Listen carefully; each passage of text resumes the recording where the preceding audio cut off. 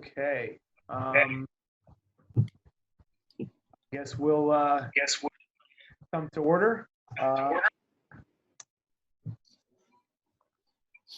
Looks like we've got Bill, Nick, myself, Ron, Ned, and Lozelle. Welcome.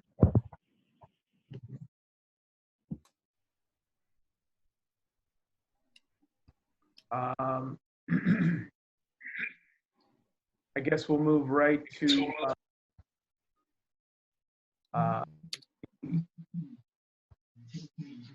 public comment. Do we have any public visitors on the meeting tonight? We do have one. Let me see if Matt, you said you spoke with Dan? I did. We do have one member of the public with us tonight that I spoke with. Fine gentleman by the name of Dan Allenby. And Caleb, if you want to see if he has any. I'm gonna allow him to talk. Hi, Dan, you're on the air. You would need to unmute. He just sent a text. Just happy to listen. Okay, got it. One thing you might consider doing, folks, is mute if you're not speaking, because we're getting some feedback. Oh. I think I'm actually going to go to my headphones because this room I'm in has a lot of background white noise.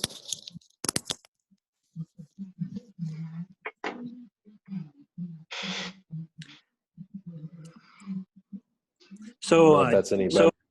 While you're doing that, Caleb, let me just answer a question that Lozelle mentioned. The city is continuing to do Zoom meetings for the time being, and all of the council meetings and other meetings have also been on Zoom. So while we conducted all of our meetings in September, October through February outside of the public safety building, we met at the water treatment plant. We're still not able to be at the public safety building. This is a public meeting, and we actually have been advertising that those who don't have access to technology can actually show up at City Hall. And the first floor permit center conference room is available for a few that may not have the resources or the desire to participate via the web. So we haven't had a lot of people attend in person at City Hall through the different council meetings. We've had a good number of people participate as attendees via Zoom call. And tonight it looks like we've got one. So I just wanted to give you guys some background as to where the city is at as far as doing these meetings electronically and keeping them available to the public in a public meeting law. So.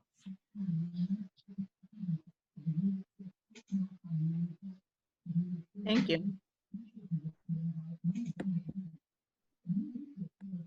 So it looks like there's no public comment, right? That is correct. There is no public comment. Okay, no public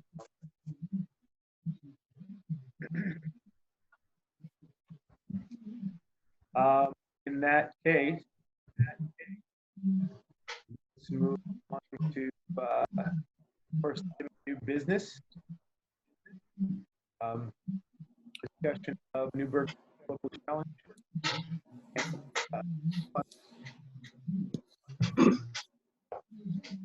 Am I the only one who can't hear him talk? I'm not muted, so I'm not sure. I can try to adjust my distance here. Sorry, I don't have great AV technology on me tonight. Can everybody hear me okay?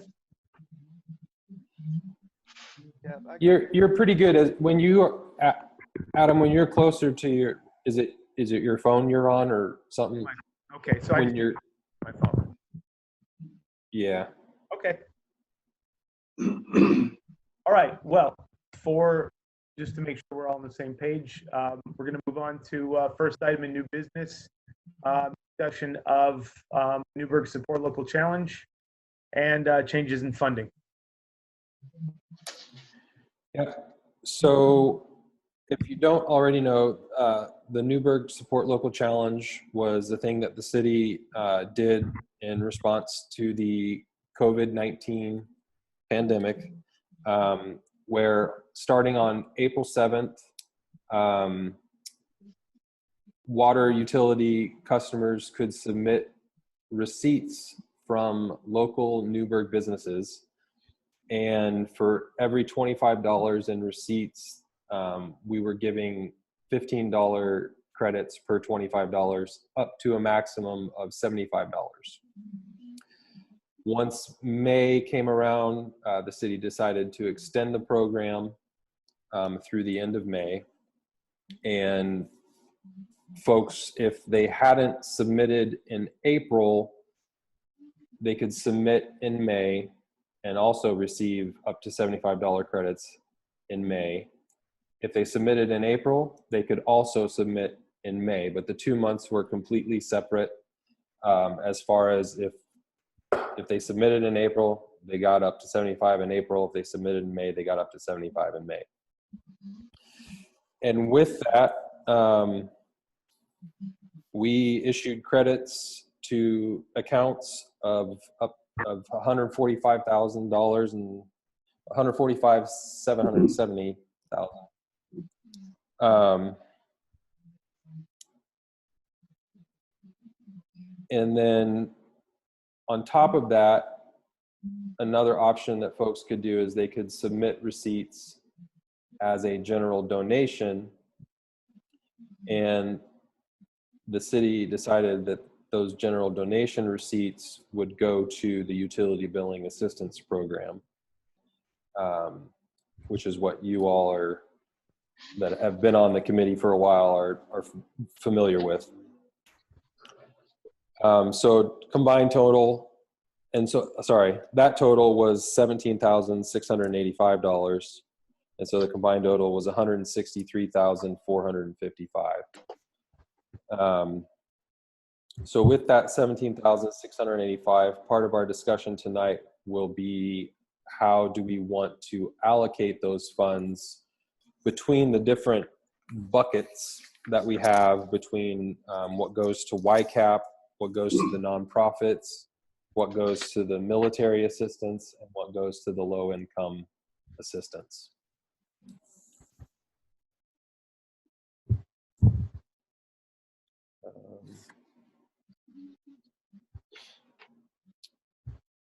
Can I ask a question? And sure. So therefore, is that 17,685 beyond the 20,000 that's budgeted? So in other words, we Yes. have the equivalent of over $37,000 to allocate. Is that right? That is correct. Okay, thanks. Yep. And the way that this was funded was, as you saw in the in your packet, 45% of that 163,000 is coming from wastewater, 45% is coming from the water fund, and 10% is coming from the stormwater fund.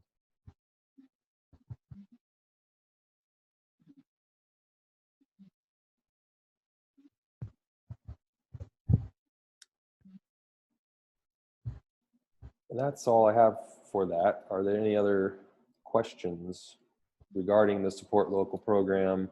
I can tell you also, I do know for a fact that we processed over 2,000 emails.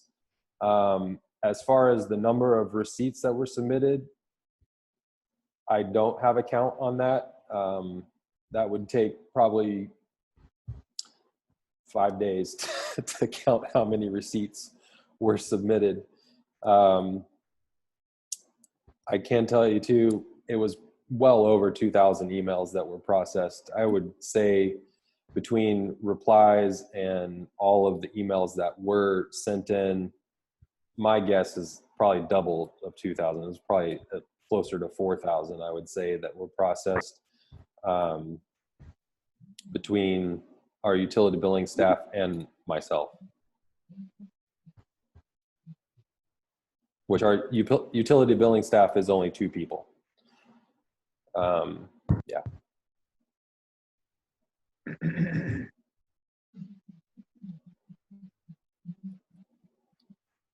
So now the question, if I understand correctly, Caleb, is we need to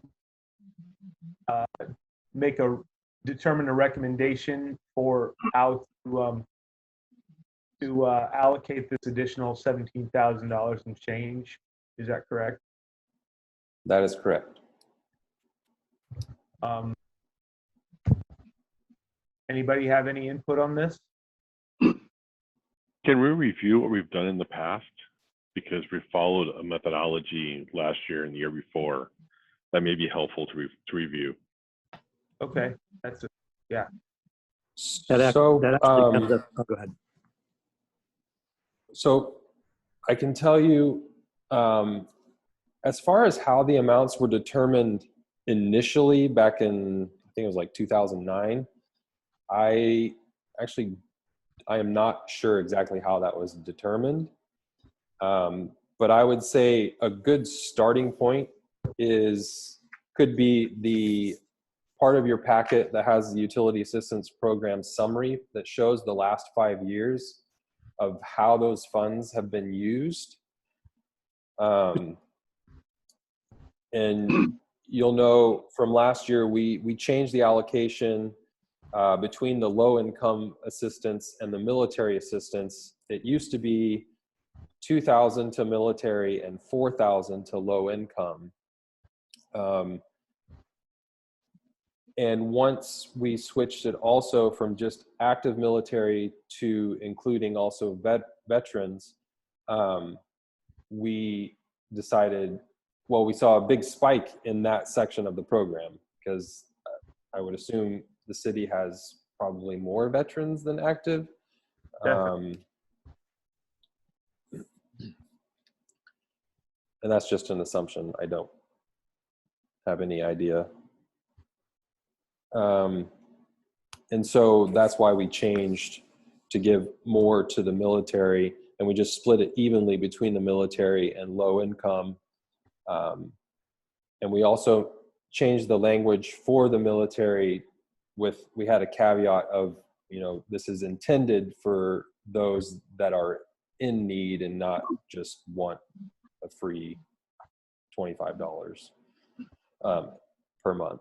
And Lozelle, just to catch you up on the low income assistance and the military assistance, the way that program works, people send in an application for it, and if they are approved, they then receive a $25 credit per month for the fiscal year of July 1 through June 30.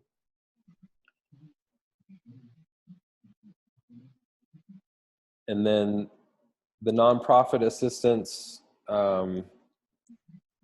that's kind of fluctuated between the years of, we've given them $5,000 a year, and the usage of that, as you can see on the summary, has fluctuated.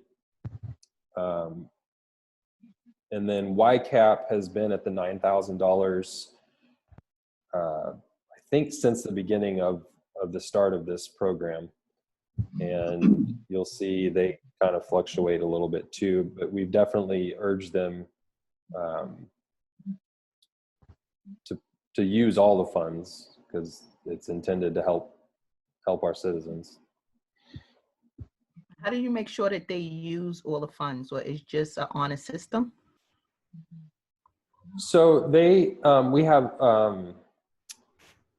have vouchers that they use, and so folks will go to YCAP or to one of the nonprofit agencies and let them know they're in need of assistance.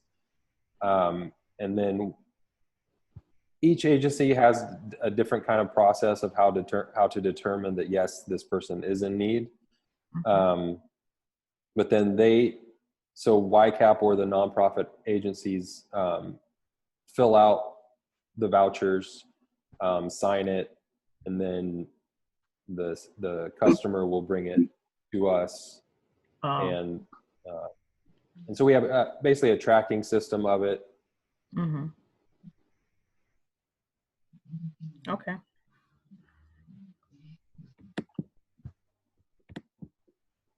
Adam, Yes. actually, in response to Ron's question, we kind of jumped into, item number 3, and if you want to get a better idea of how Oh, the funds have, the performance of those dedicated funds, Caleb, we could jump to number 3 and discuss kind of, how they've those funds have been utilized in this last year.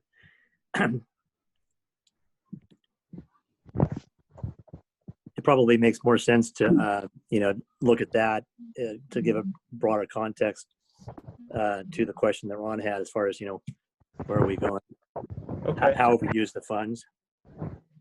Okay, yeah, if we're gonna, yeah, if this discussion is leading in that direction, we might as well cover that and come back to discussing item 1 in greater detail.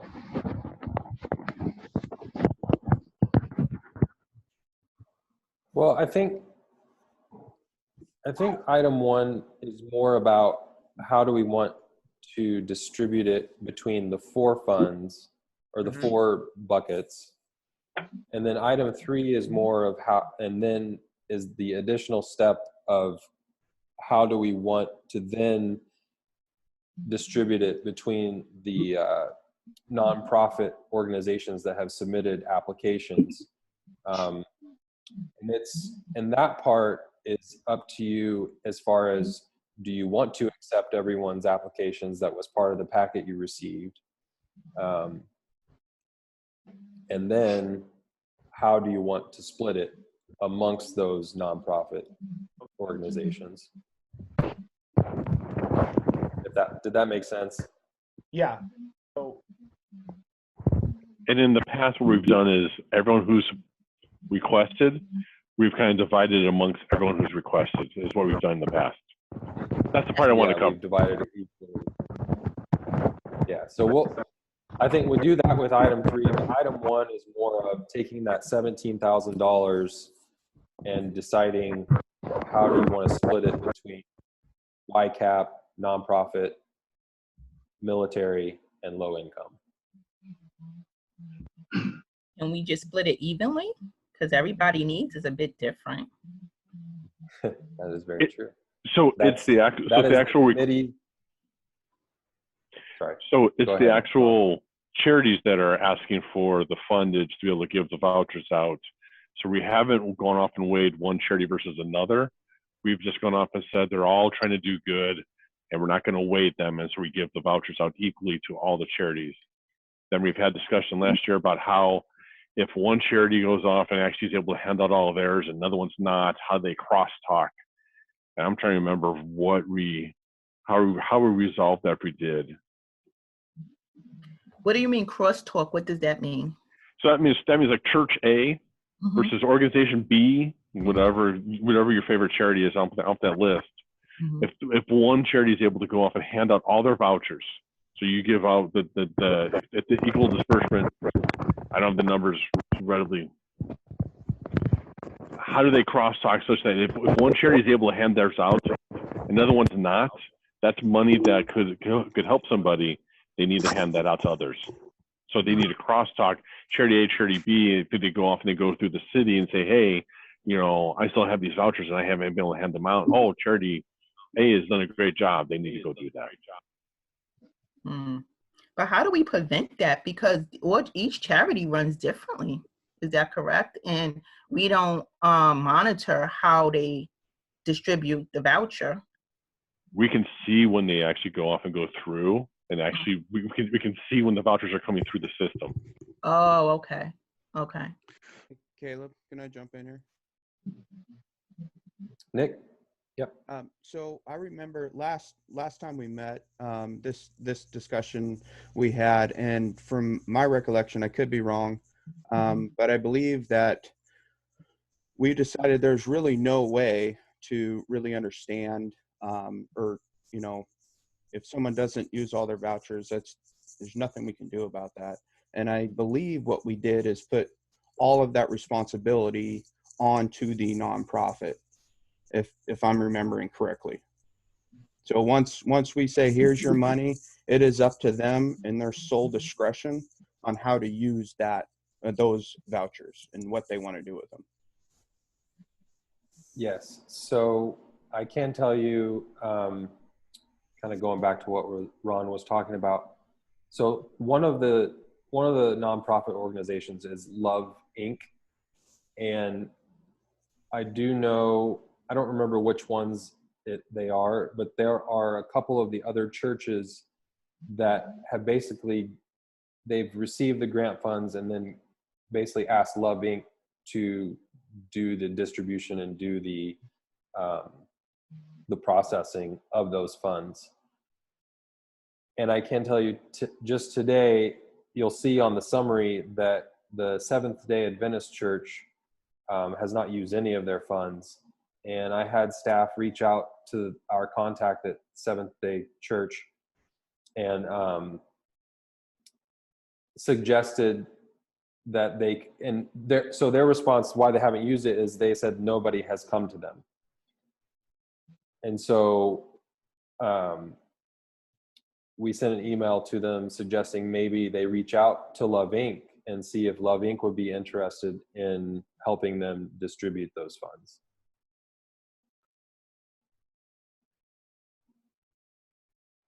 And Love Inc. is already maxed out for their vouchers anyway.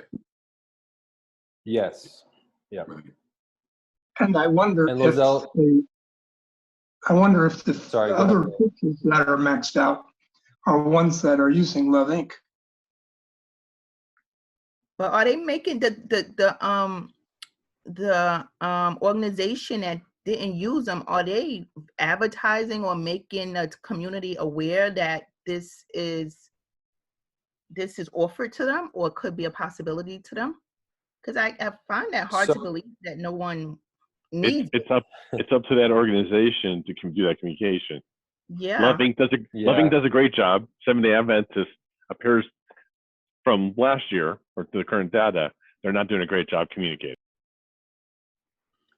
And also the city, like folks, if people are having a hard time getting, paying their bills on time, that type of thing, and get behind, our staff does direct those folks to the whole list of these nonprofit organizations, and then we leave it up to them. And once somebody has maxed out, we'll take them off that list for that year, and we'll let the customers know who is on the list, but we don't say, hey, go to this one. We leave it up to the customer to decide which one they're comfortable going to.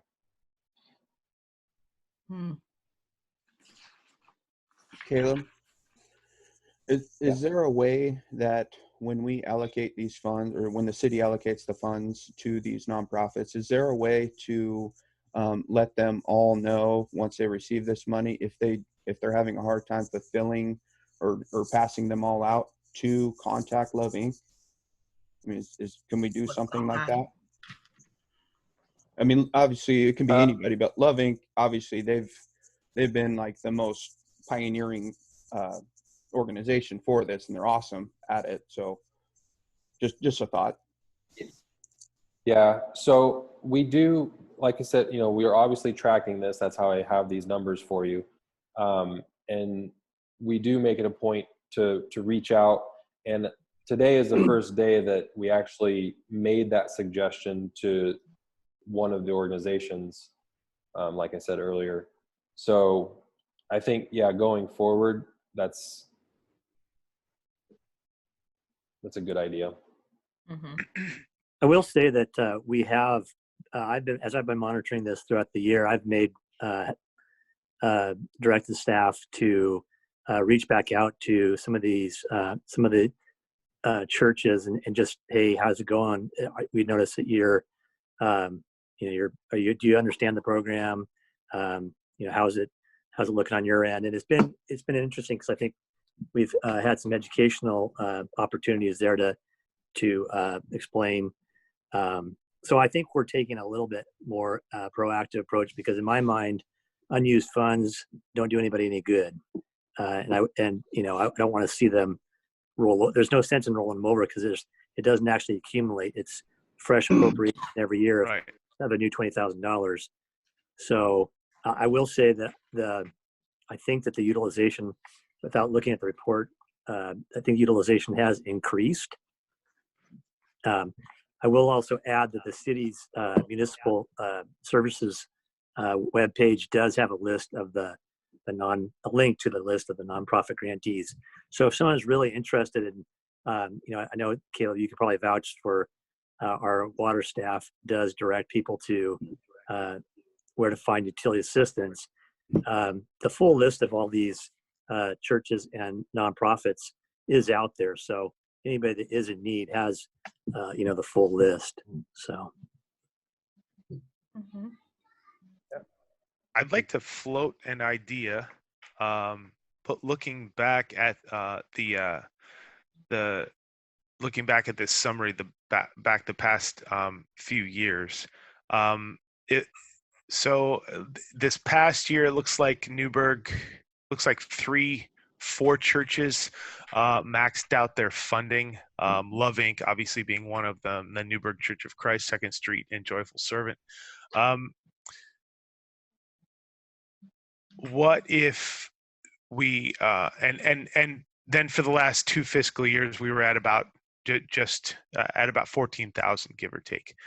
What if we took 5,000 of this budgeted amount and held it, for lack of a better term, in reserve, and then made some of that in maybe increments or a preset amount available to charity organizations who had maxed out their budget but still had people signed up. Like we've discussed, Love Inc. is doing a really good job of reaching out, and so they have better access or they are more accessible to groups in need. So if they're being more effective, we might be able to enable them to continue helping people beyond maybe what was originally budgeted.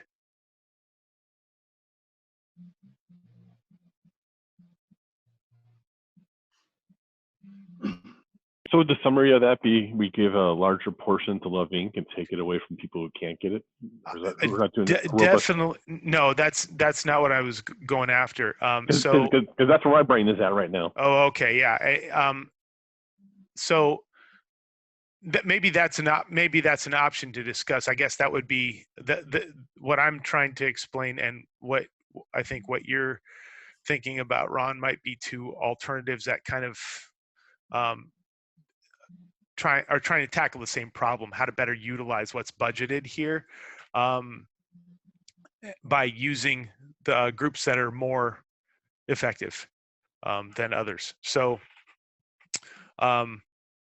what I'm suggesting is keeping a part of this money unallocated. I guess though, now just kind of thinking out loud, if that whole amount was already allocated, and those four organizations gave away all of theirs, that really would entail, what I'm suggesting would entail reducing the budgeted amount for some of these organizations, and so maybe I think I'm ending up where you are already, Ron. But we have an extra $17,000, so we're not really overall reducing anything. Sure. It's no, you're right. Extra going, and how do we want to allocate that extra?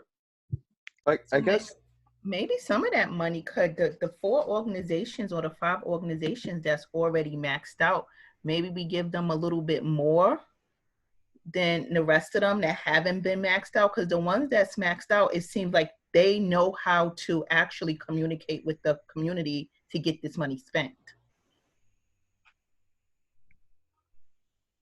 Yeah. Yeah. Nick, what were you going to say?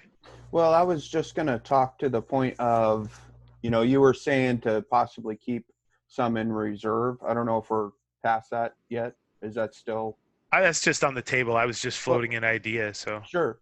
My question to Matt and Caleb, are we legally able to do that with these funds? it's a good question. To give more to one agency than another? Well, no, Adam was Is that- saying possibly could we take part of this allocated money and set it aside, not to not Oh. allocate it out Until until it's needed. I mean, There's no, the legality of it. I'm just curious. yeah, I don't see a legal restriction on it. I mean, these are all city discretionary funds, and that I think it's honestly, I think it's up to the committee. The legal restriction would be, we've particularly with the 17,000 that was donated for a specific purpose, and we can't use it for something else. right. To the $20,000 that were budgeted, it was intended for the utility assistance program, and I would recommend not using it for something else. So, but as far as taking that combined 37,000 and allocating it out, I mean, I would probably consider the time frame to be 1 year. I mean, obviously there could be some, as there would be with any nonprofit that doles out funds to those in need. If it doesn't do any good to withhold it, but I don't think there's any obligation to just dump it all out in one fell swoop. I mean, if there's some thought about a program that might be meaningful over time, or over say performance measures or changing need, et cetera, I think that's within the purview of the committee. So Matt, you said that since that 17,000 is donated, it needs, it's already committed. Does that mean it's going to persist? Like if it's not used, it's not just a budget line item that's going to go away? That is correct, because it came Okay. in from essentially through a program that folks outside the committee needed to take an action. It basically is a donation, with a specific purpose. And so it's actually sitting in a liability account right now, not on the balance sheet, if you will, rather than an expenditure that's got a limited time frame for 2020-21, which is the $20,000. Okay, well, if that's the case, oh, go ahead. If I assume that we're not going to have this program repeated year after year, there might be some wisdom in only allocating, let's say, a third of that 17,000 this year and holding the rest for allocation in future years. And I say that because in no time in the recent past have we even spent the full $20,000 that we've budgeted. So wouldn't it be prudent to maybe only spend 6,000 a year of this for the next 3 years, let's say? And would that be a horrible bookkeeping problem for the city? I don't think it's a bookkeeping problem. I think the measure of accountability really lies in the people that are looking at the city and the committee and saying, hey, the opportunity that created this need, i.e. COVID-19, prompted us to donate towards people that, have a need. And, I suppose to the extent that any one of the committee members can look at anybody in the public in the eye and say, yeah, this is how we felt this is a prudent way of using it. That's really the measure I look at is, because I'll be honest with you, when we opened up this donation program, I mean, it's could have been a staff discretionary item, and we could have set up some kind of COVID-19 need type of program. But to be honest with you, COVID-19 created such a demand on the city staff with the two programs that we ran.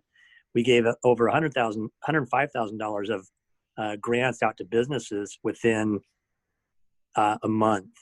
And then we ran this other program simultaneously and delivered $160,000 to individuals in the form of credit.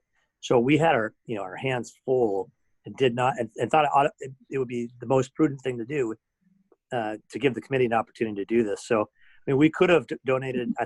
Seriously thought about how do we get this into people's hands that are suffering because of COVID-19.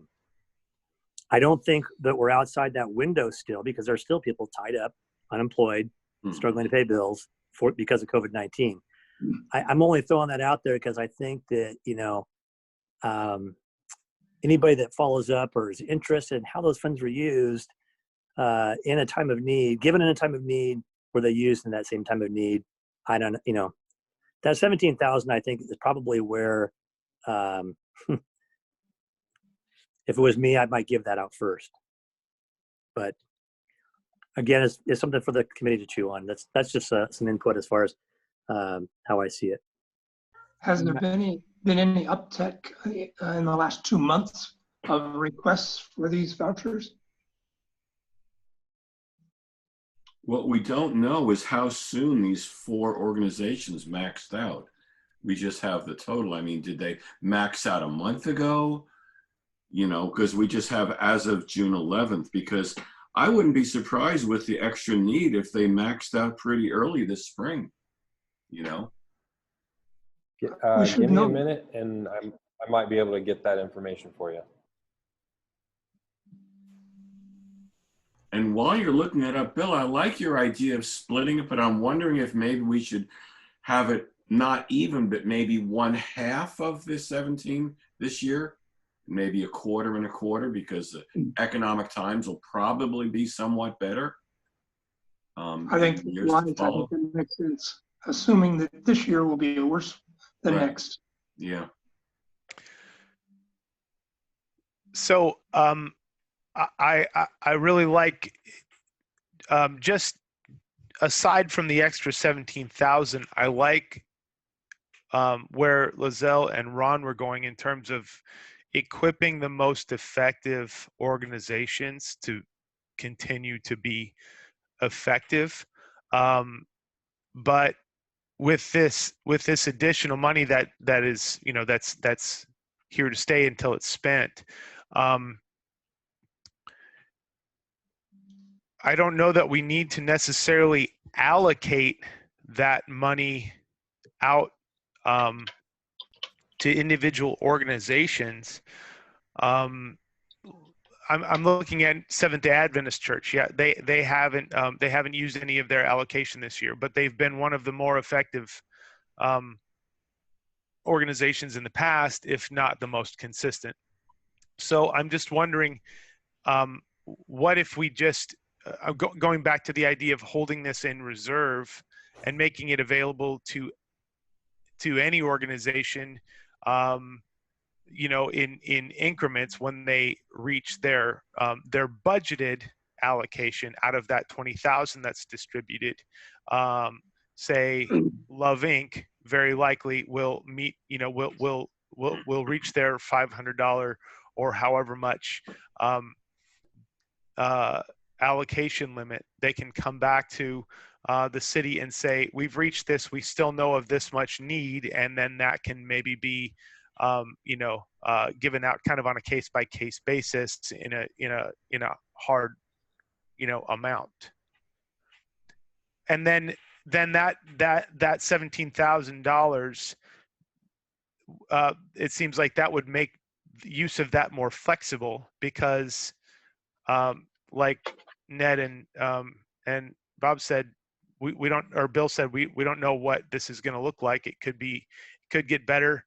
It could get worse. So that would allow the city to flex and be a little more agile in responding to those needs. I've got one other observation. This program is set up to be effective August through June. In other words, the current year's allocations ends on June 30th. And I suspect that the need would go beyond June 30th for the current funds even. And maybe a certain portion of this ought to be allocated for July or whatever makes sense even for this current time, because we're talking about next year's allocation, right? That would begin in August.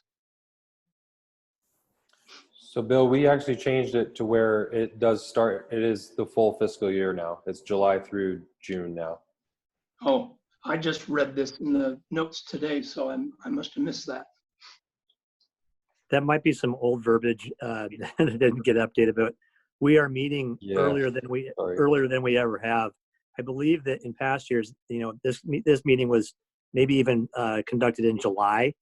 And one of the things that I was trying to get done is so that we can get those, to your point, Bill, let's get these funds available sooner instead of having a dead period. So I think, like Caleb said, I think we've covered July. The other aspect of that is that the $20,000 is subject to Oregon budget law, and the appropriation of $20,000 does not automatically roll forward. At the time we put the budget together for next fiscal year, 2021, we don't know how much unexpended funds is going to be, left over in 1920. So, there's not an automatic rollover of unspent funds into a bucket. Anything that's unspent gets rolled into the ending fund balance, and then just gets, it doesn't get carried over. So, when Caleb determines whether there's been a real increase in the requests in the last 2 months, we might have a better idea about whether we're going to easily exceed the 20,000 by June 30th. And maybe we'll need some of those funds to meet the need between now and June 30th, but Caleb probably will have the answer to that.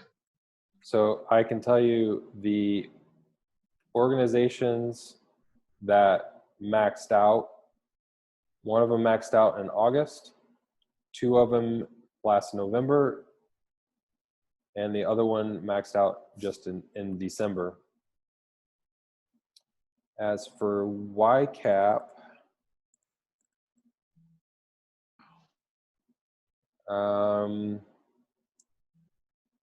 it actually has slowed down. We actually did not have anybody submit vouchers from YCAP in March and in May, and only one in April. And I'm wondering if that has to do with maybe it's a little more difficult for folks to contact YCAP, because I'm pretty certain YCAP pre-COVID folks would have to go physically visit them. And so I'm not sure. I actually, yeah.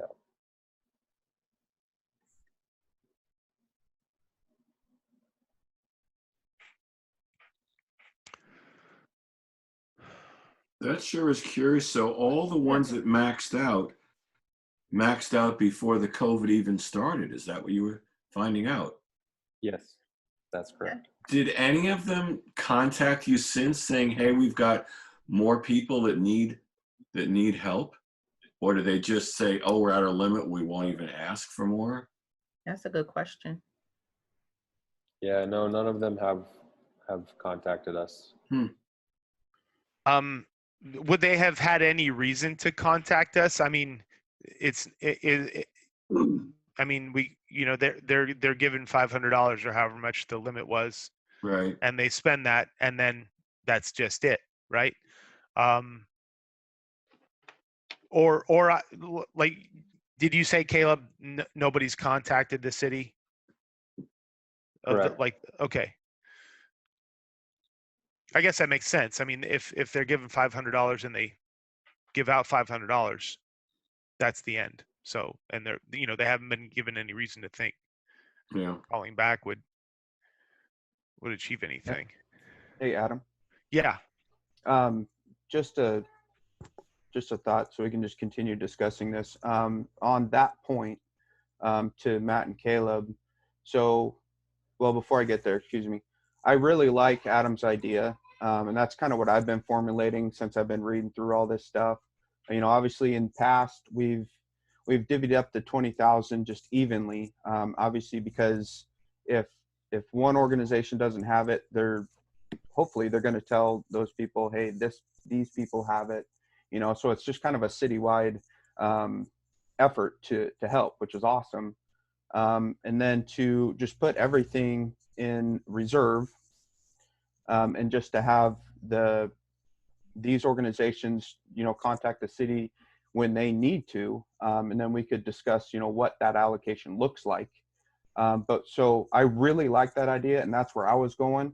But my question is to Matt and Caleb, how does that look on your guys' part, education-wise, telling these organizations and making sure they know exactly what's going on and what they would have to do in order to receive more funds if they, you know, if they run out and they want to keep going? I think it's easy enough. So if I'm, yeah, if I'm understanding you correctly, basically what you're saying is divvy out the 20,000, communicate to the organizations that there is additional funds. Please contact us if you find that you need more. Right. Yeah, and it's exactly it. And then I really like Bill. I liked your comment because I was worried about that also, looking through past years, you know, and there are a lot of times that we didn't use it all.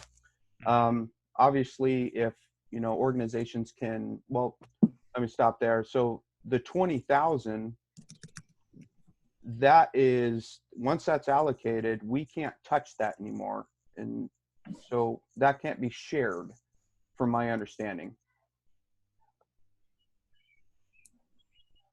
Do I need to ask Shared, that? yeah, like shared between the different buckets, or?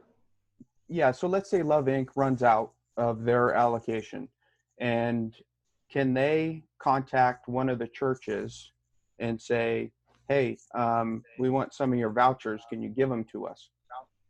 Of the 20,000, not the extra 17 and change. Right. I would say yes, it's under their purview to be able to do that.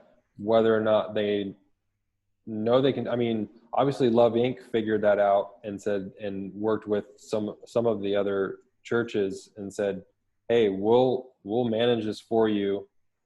But then maybe some of them honestly hadn't either thought of that or didn't know it was an option. Right. I guess. But yeah, I would say yes, they could. Okay. I guess what I'm getting at, and sorry, I'm beating around the bush. I feel like, so let's say one of the churches, whichever one, doesn't use all of their allocation, and they are not involved with Love Inc.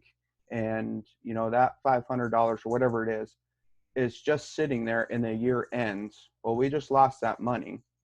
So is there a way to redistribute, I guess, to make sure the 20,000 is used up first, you know, 100%, let's get it all out to who needs it, and then go back onto the 17 and change to keep allocations going? Yes, you can do that. Okay. One of the ways we can basically, I mean, go ahead, Caleb. Go ahead, Matt. I forgot what I was going to say. Short-term memory loss. Dory. No, you know, the way that we can do that, as I'm envisioning this, is as we send out the award letters, you know, coming out of this meeting or however long it takes the committee to decide this, you know, I mean, we can communicate that from the initial award process. You know, we might even consider, I mean, do we want to, I mean, if you want to just, and keep in mind, we're only talking about the $9,000. Excuse me, the $5,000, right? The $5,000 of the $20,000 is what's divvied up amongst the churches. YCAP already gets $9,000. They generally use it up. The military assistance of $3,000, there's an infinite need for that. I bet you, I mean, there's not going to be any unused money on that. The minute you increase that, we've got, you know, applications, we'll have applications ready to go.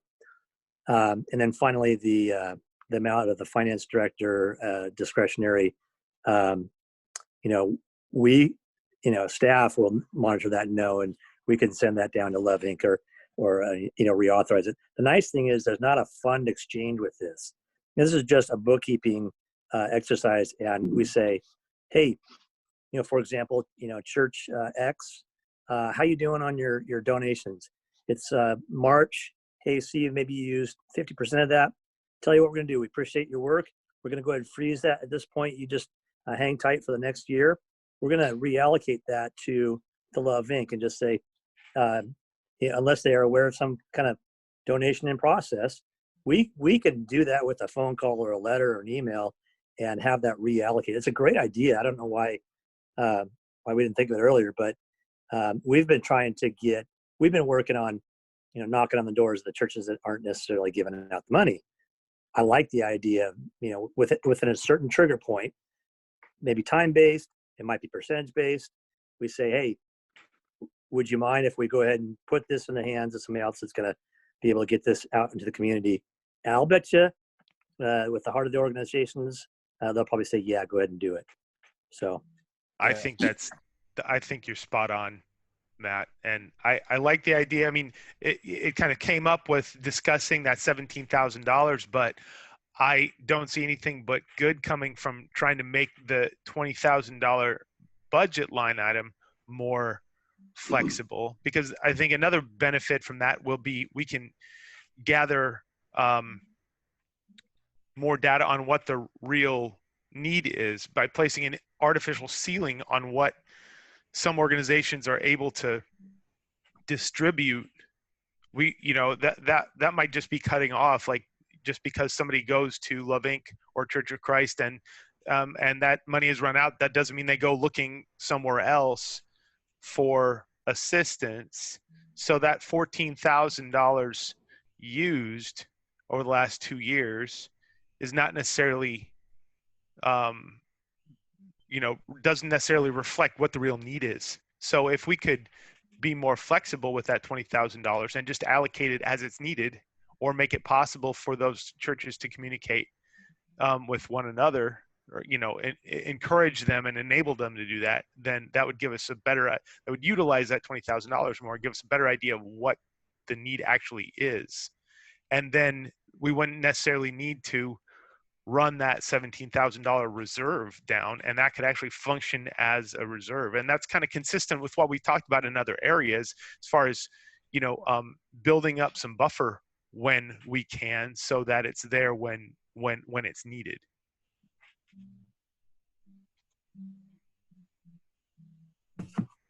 Yeah. another idea too is, I want to encourage the committee to think outside the box again.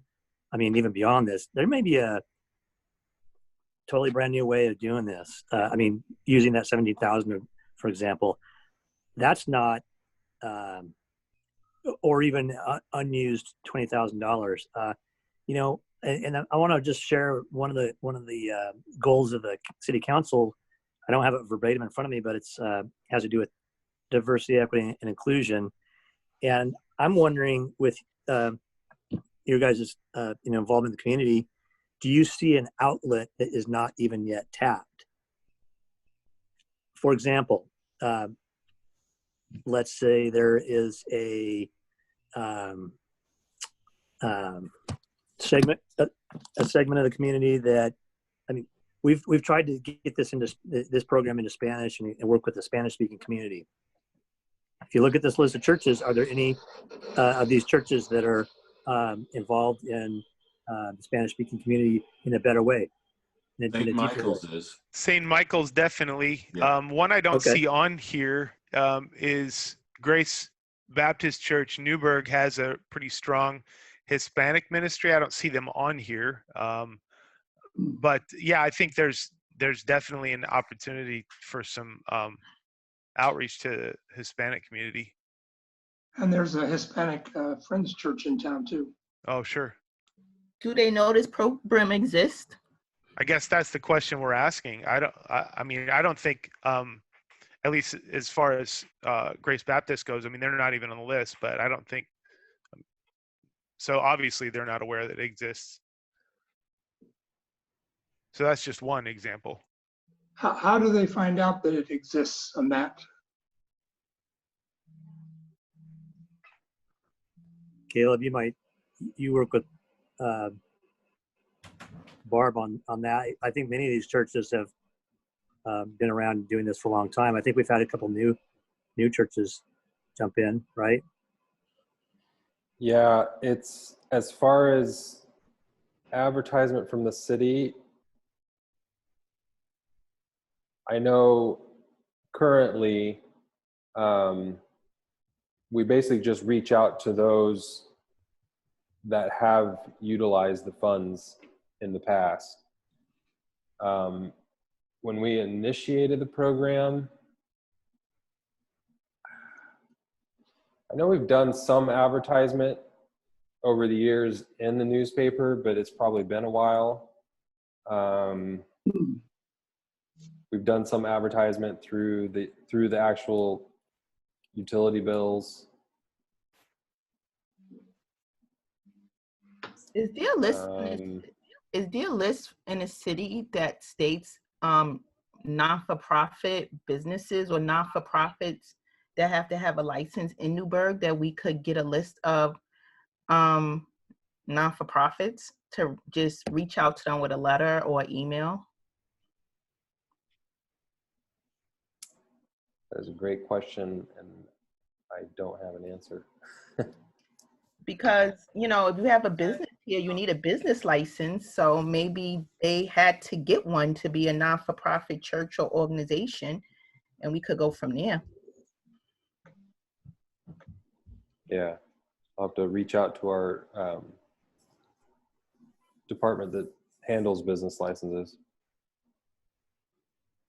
Is it possible to extend the current deadline for application for this grant and reach out to some specific groups that we've already named in the Hispanic community and extend the deadline and give them a chance in the next month to apply? One idea on that, Bill, might be to pre-establish the amount that you want to divvy up amongst the existing churches. Take that, for example, take the $5,000. If there's, I don't know how many, I don't have the list in front of me. However many, let's say there's 10 churches. There's 11. 11 churches currently applied. Let's do 10 for easy math after 5 o'clock. Okay, so instead of giving $500 and allocating all 5,000 to 10 churches, divide it by say 12 or 13 and hold, 3 organizations aside and then find them, because that way those that are giving them out are ready to go within 2 weeks, July 1st. And then the unallocated ones, that's sort of that quote reserve philosophy that says, hey, we want to expand this program to more people, more outlets. We're going to go find them. And then we have the award amount. Say it's $450. We can go out and find them there, or reach out to the ones that you guys would name that have not applied.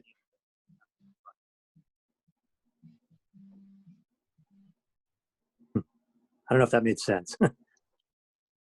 I think it made great sense. And I like the idea. I was going to say something, but I don't remember what I was going to say. I'll think of it. It'll come to me. Oh, Contagious. You're getting old. I am very old, or feel old anyway. I was going to say, not to muddy the water in the discussion, but it's kind of cool to me. So this 17,000 was donated within 2 months? Is that correct? Yep. So has there been any talk from the city or city staff to set up a fund like this to continue? So let's say people on their utility bill or whatever we call it now, hey, can you chip in $5 for the, this fund, and it goes dedicated to that fund. And so we can continue this year round, and we still have the 5,000 to allocate each year, but we'll build this fund up so we can, if these people run out, we can keep them supplied year round, year after year. Is that an option? I like that idea. Kind of what I envisioned while you were talking about it is, I don't know again, legality and all that stuff, but I would imagine it's fine. But I know some places, you know, on their bills put a little box or extra box, hey, do you want to donate? And that's on the bill every single month for everyone. So that could be an option.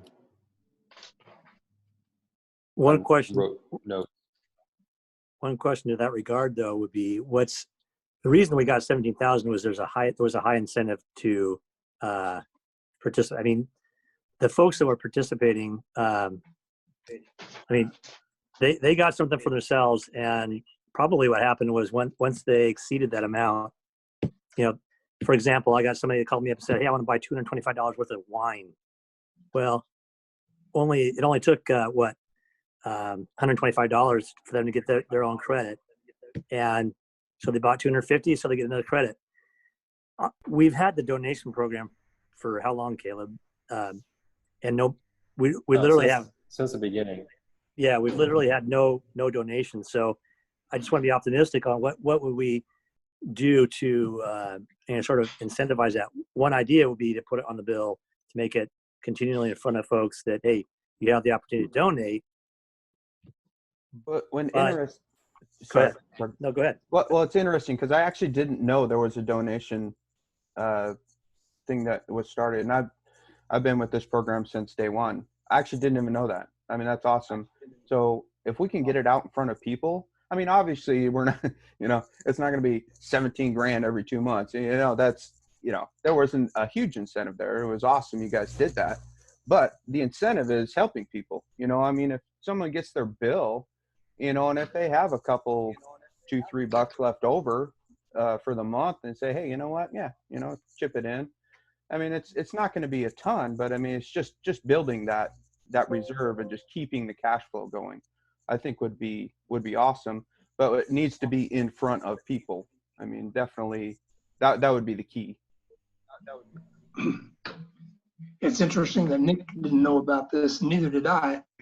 And that's because I don't get a paper bill. You know, if you're on that equal pay sort of thing with the city, you don't get a bill. And so there are a lot of people who might not even been aware that this was a possibility.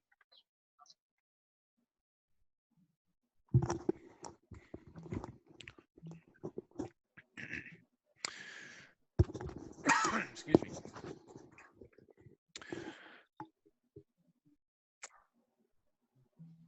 Okay, so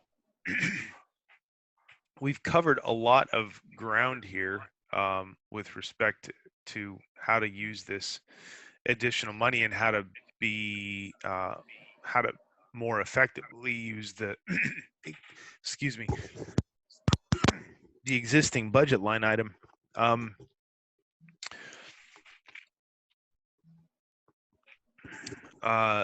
And that's just that's really, I'm not even sure we've escaped from item 1 on new business yet. So this feels like we could spend quite a lot more time discussing and working out details.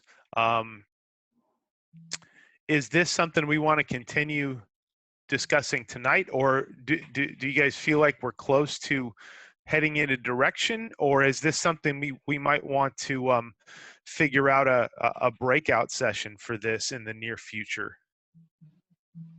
I personally think we could figure it out tonight. The donation side of it and all that, I mean, we can figure that out later because that's going to be just more work for city staff because, sure, you know, they got a lot of extra time. But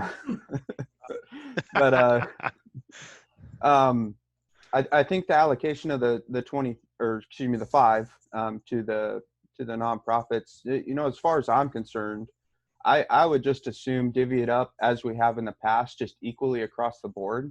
Mm-hmm. And I would like to put that 17 and change into the reserve with the you know, the caveat of there will be education to these different organizations that there is extra money available should they need it and to, however that works with the city, and just have them know exactly what to do. Okay, so I like where you're headed with that, Nick. How does everybody feel about the suggestion that Matt made that in order to start pulling more organizations in, we hold part of that that $20,000 amount aside for our optimistic, say, three new participant organizations, and then distribute the rest among the existing organizations? I'm not that thrilled for another reason, because I think 17 is generous enough. I think we should just hold the line and divide by 11. And as Okay. others come on, the reserve is big enough. They can get their own 1/11th, We've got enough to spare. And also, I think we should probably increase the military assistance. Matt, you said there's a lot of interest there. We could probably put 2,000, let's say, into that, and still have 15 left for the reserves as needed. I 100% agree with Ned. That was going to be my next point, and I agree. I personally think we should just keep it at the 11 right now, because if more people come on board, we got the money sitting there. Right. Let's get them allocated. And to Ned's point, I was going to say at the end, I believe personally, I'm a broken record with this, I think the veterans, they need a bump in their available help. Yep. Okay. Now, I think I'd like to see. I don't want to let the idea of making this more flexible. I don't want to let that die. I think we ought to include we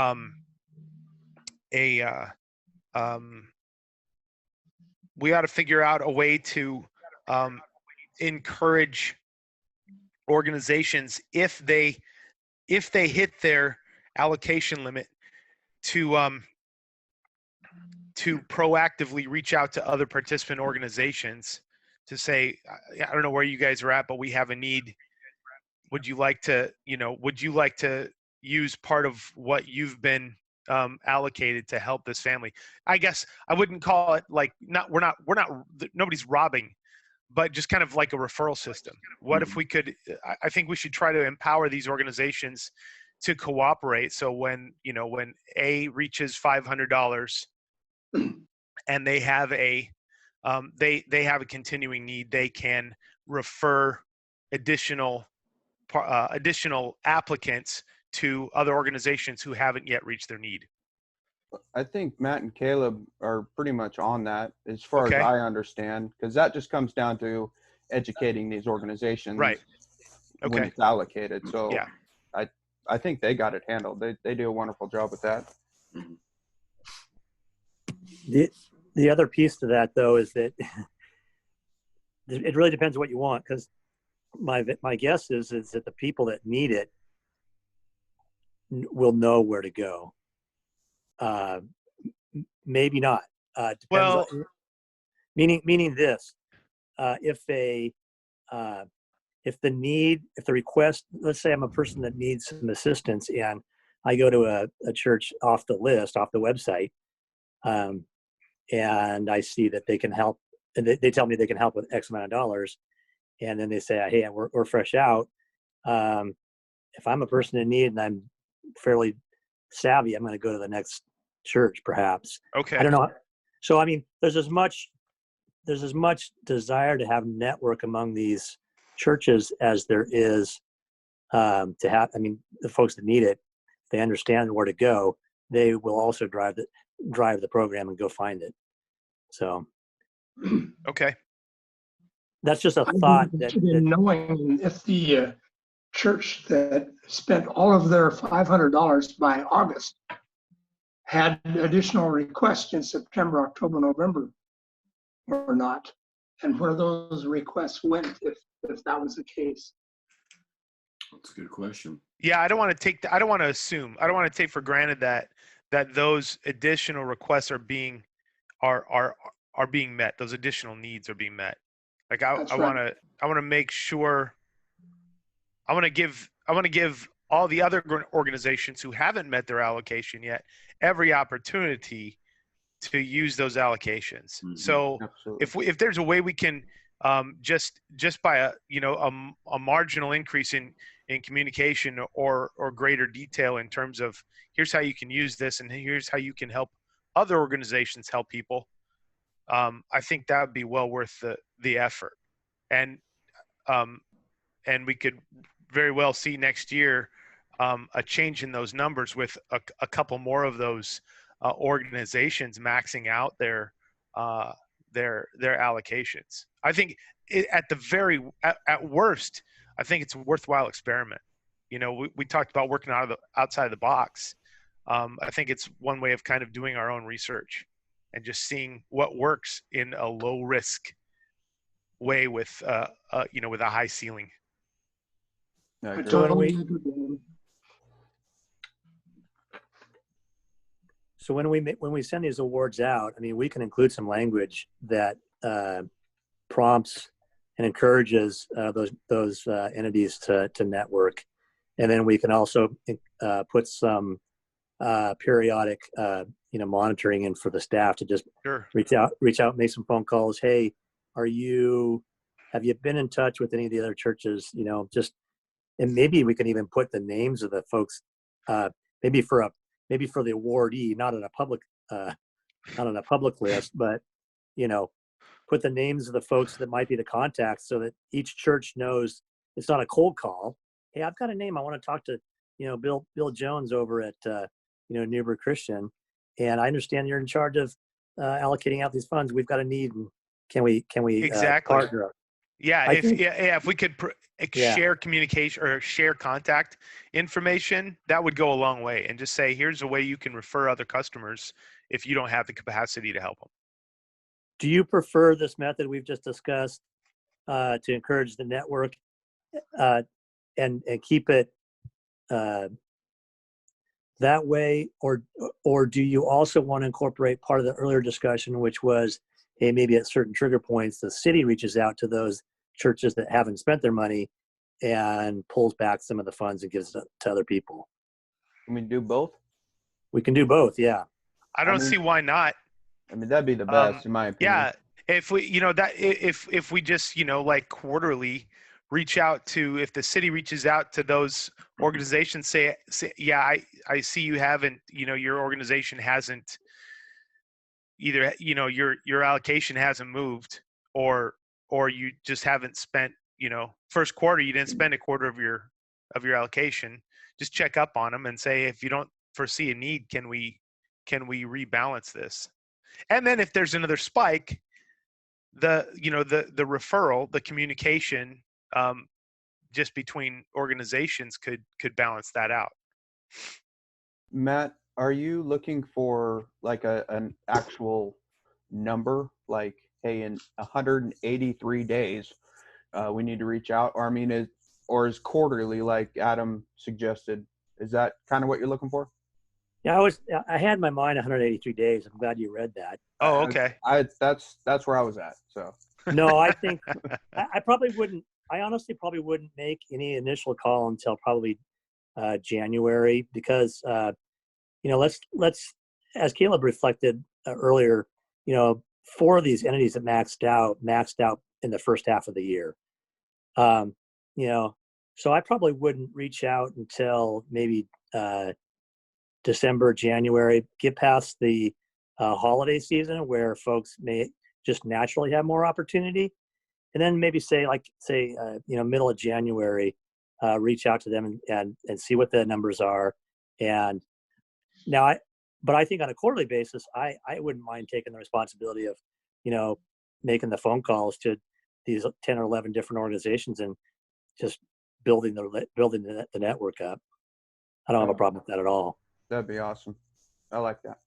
I think if this committee, rather than nailing it down to the wire, what we can do as staff, I mean, one of the things I appreciate about this committee is that you guys have entrusted the staff to come up with some of the details, and I took that to heart a couple of years ago, and I really appreciate that. So we feel like we can, pivot as this thing goes along, but I'm taking a couple of, guidelines and saying, hey, let's get the funds out evenly, build the network up internally, and then also monitor it and have some flexibility as staff to, at a certain point, let's say maybe even, end of March, hey, if you just haven't reached a certain point of, donations, maybe it's 50% at that point, I can make the phone calls and say, hey, would you mind graciously donating some of your, or reallocating some of your funds to, say, a different organization that has some more opportunity. And we can see, I'd love to come back and say next year we've got $19,000 of this, or let me say it this way, $4,900 out of the $5,000 out the door. That'd be all right. That'd be pretty cool. So, but then what about the reserve beyond that? So, Ned, sorry, Ned, I was just going to get to that, but I want to ask Matt, do you want,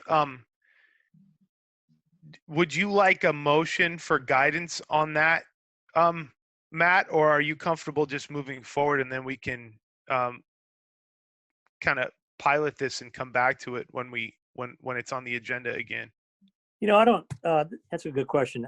It'd be nice to just hear from the whole committee and get kind of it doesn't even necessarily need to be a motion, but I'd love to get some consensus.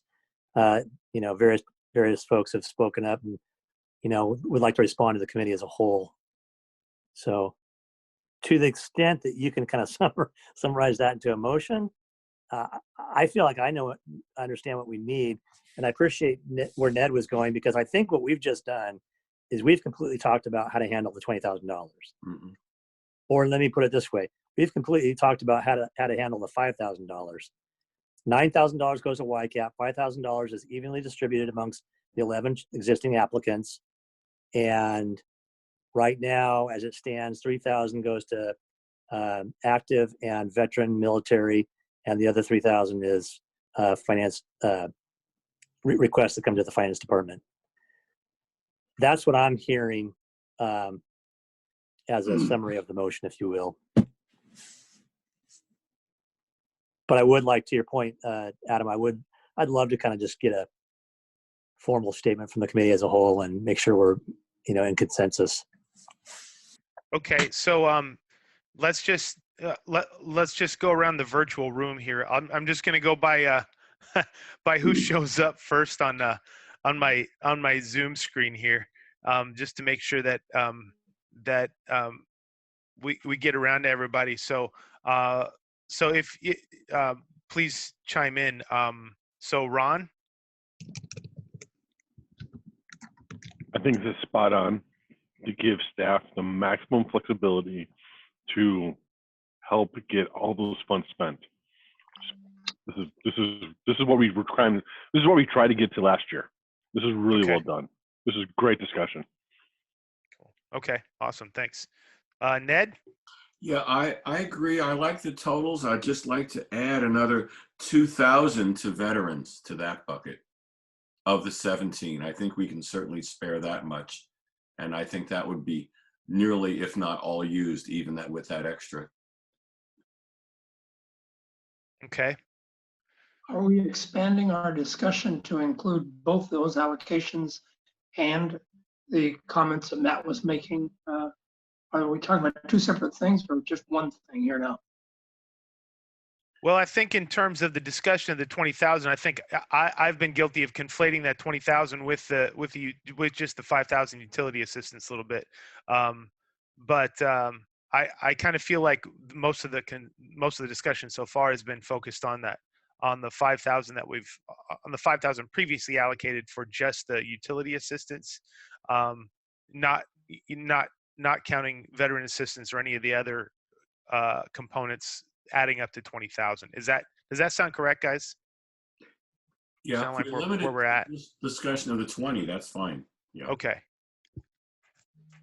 So Nick. Yeah, I agree 100%. As far as the 5,000 to the specific charities, I agree with what Matt said full-heartedly. Okay. Maybe that Lizelle? was Nick. He can't agree. I know, right? Weird. Yeah, wait.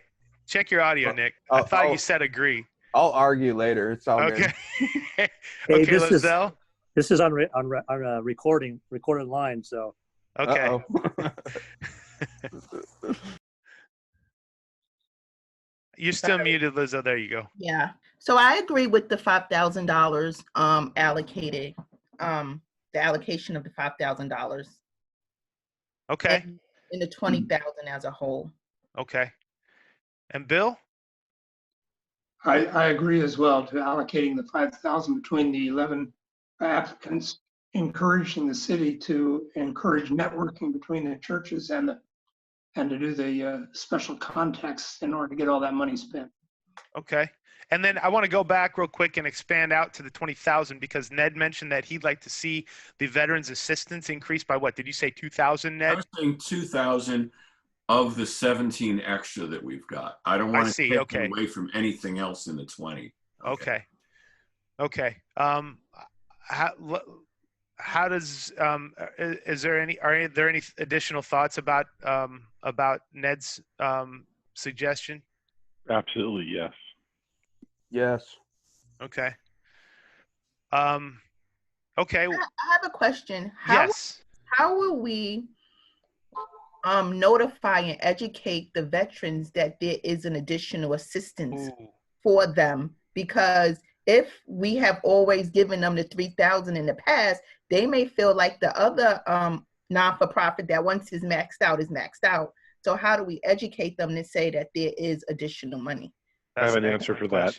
Okay. So your veteran groups, your VFW, your American Legion, and others are welcome. There's a Tuesday meeting that they gather at, and the city manager goes to those meetings on a periodic basis.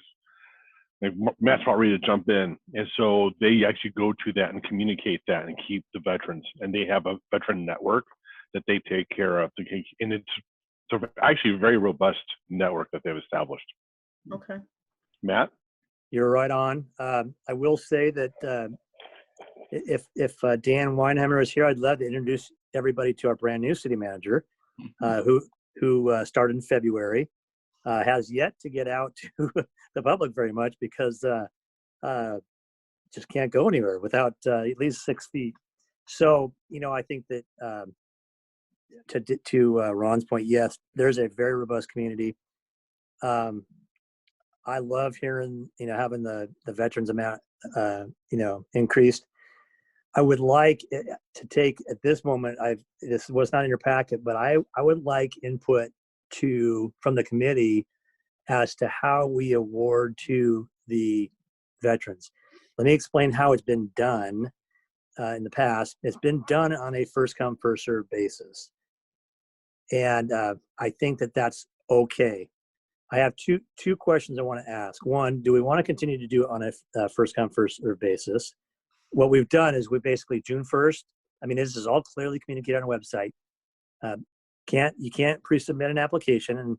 And I know Dan Allenby is listening, and this is what I've shared with him. And Dan is a veteran who I met through the Oregonian article on the Support Local Challenge, in which was explained the utility assistance program, and veterans was a part of it. Dan called me up, said, "Hey, I appreciate the article, love to participate." So I told Dan, this is how it's been done. Application is processed June 1st. Caleb, I don't know if you can share how many applications we've received thus far, but here's what I'd like to throw out to the committee. There are enough folks that have participated in this that know when that deadline is. Would the committee be interested in putting some parameters on repeat veteran participation, or is there a desire to expand this out to say, hey, if you have participated, benefited from this program in a year, you need to take some time, maybe a year or two off, and expand that to other folks? Just I want to throw that out and love to hear back from you guys. My question, how quickly do we run out of money to say that that someone can get a second stab at assistance?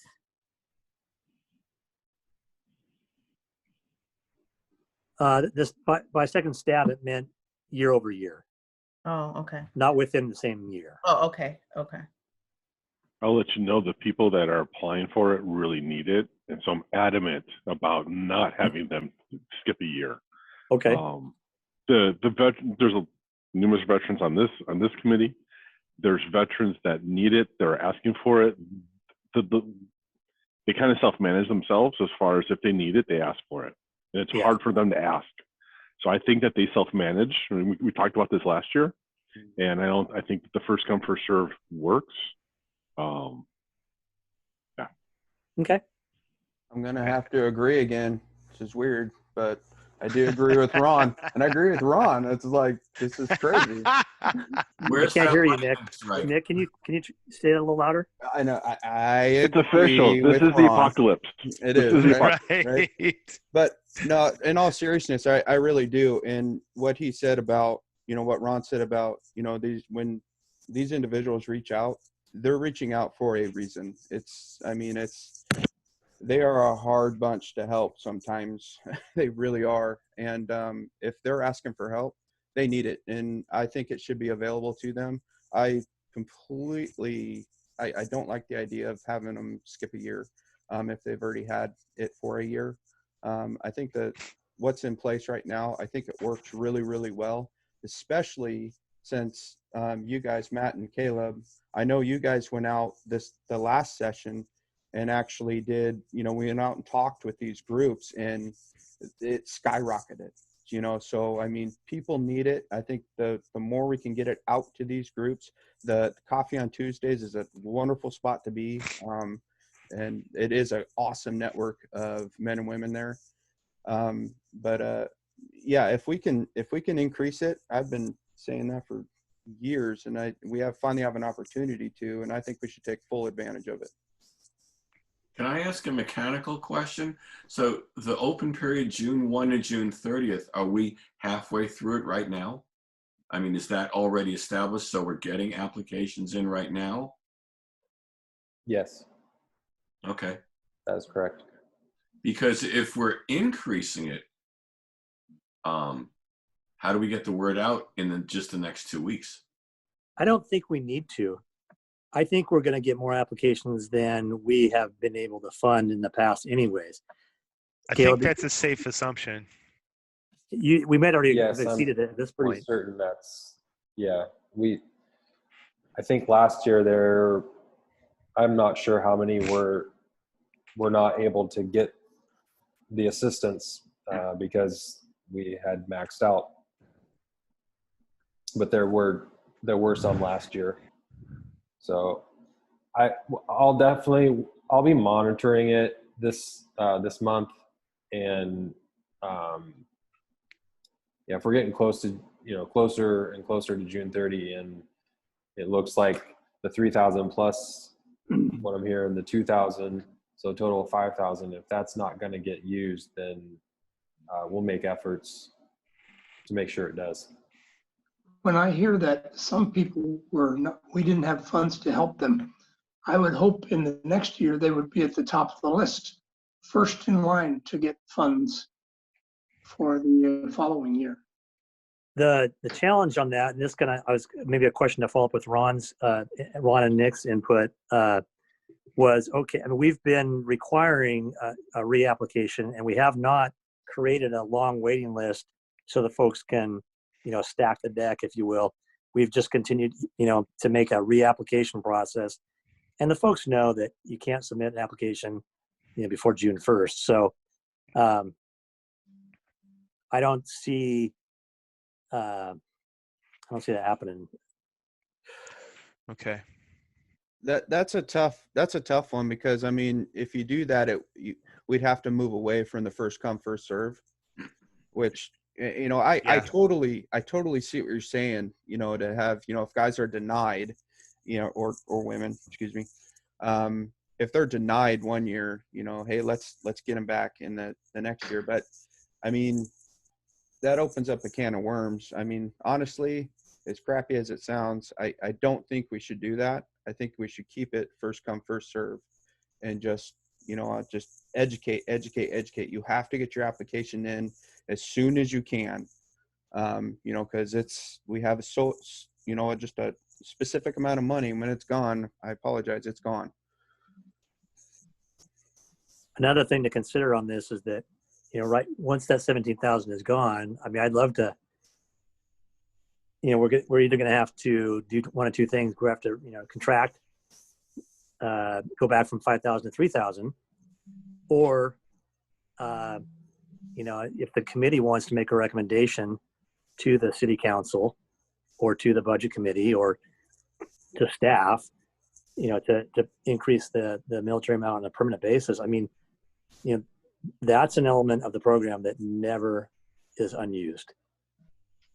I think we've got an opportunity with the funds we have available to go ahead and meet a need that we know is out there, and then come next budget cycle, maybe we've got some objective evidence. We had the opportunity to use this money to meet this need. But what we're drawing from isn't going to be around forever.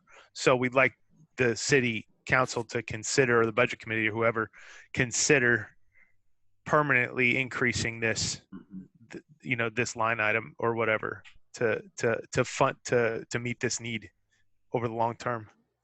Well, and I think we'll have a really good benchmark, Exactly. in a year from now. Yes, exactly. So, I mean, right now, I wouldn't really want to go to the council with, hey, can we permanently do this? Let's see how far it goes. Right. So in a year, it's like, how much money do we need? Or no, what's the need? What's the real need? Yep, exactly. So anyway. Yeah, 100%. Okay. I will say that the need, this might be to your point, Nick, the need is always bigger than we'll ever know. One, if it's hard enough to get to motivate or generate interest in applications. I mean, we're only talking right now, how many veterans can we help, Caleb? How many participate in that? 10? 9? Yeah. So, that 10. 9? That is such a small number. Oh my goodness. Well, Yes. it used to be more because the amount was lower, and the committee, I believe last year, increased it from 10 or 15 to $25, which is great. But when you have a static pool, you help less people with more money. That's great. But I guess my point is, 9 people, how many veterans do we know live in Newburgh, Nick? A lot. Yeah. So, I mean, there is always going to be a need. I will tell you that I will know July 1st how many applications are going to go unfunded. And even if, and I have in the back of my head in talking to Barb, there might not have even been that many that got turned away, but you can't necessarily take that as, hey, the need's been met. It may very well be, hey, folks aren't encouraged to apply because it's a hard group to get to ask for assistance. Right. So you can't necessarily say based on the number of applications you get that, hey, the need's been met. I would venture to say, a $2,000, $3,000 ask. This is just me putting my hat on the line. Next year budget, if the committee wants to make a recommendation, include it, go from $20,000 to $22,000, $23,000, and apply that extra towards veterans. That's not a big amount, but it expands the need. That's true. And to explain just a little bit, Lozelle, is that how you say your name? I apologize. Lozelle. Okay. So it doesn't, I mean, like 9 people, it's like, really, that's it? But it's $25 each month for a full year. So, I mean, that really adds up. So, I mean, obviously, if we could help everybody, that'd be awesome. It's unfortunately, it doesn't help a ton of people, but hopefully through this, I mean, this is awesome. Hopefully we can help a lot more.